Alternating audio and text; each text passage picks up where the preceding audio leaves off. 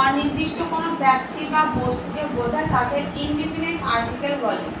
এটা কি? এটা একমাত্র সিঙ্গুলার কাউন্টেবল নাউনের পূর্বে বসে, ঠিক আছে? সিঙ্গুলার কাউন্টেবল নাউনের পূর্বে বসে। ইনডিফিনিট কথাটির অর্থ কি? ইনডিফিনিট কথাটির অর্থ হলো অনির্দিষ্ট।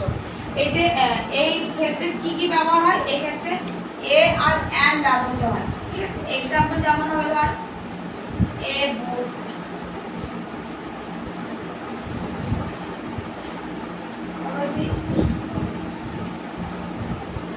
এ পেন,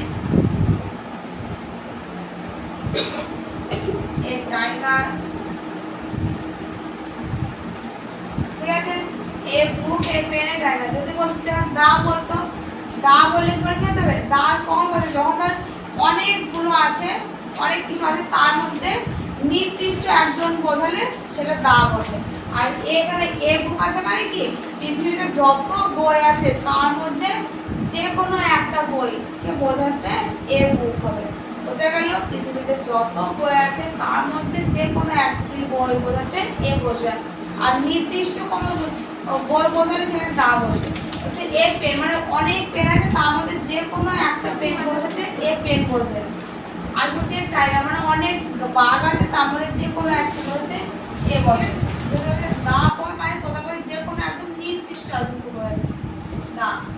তাহলে তাহলে ডিফারেন্ট এই আর্টিকেল কাকে বলে? কয় প্রকার? ওইগুলো কি কি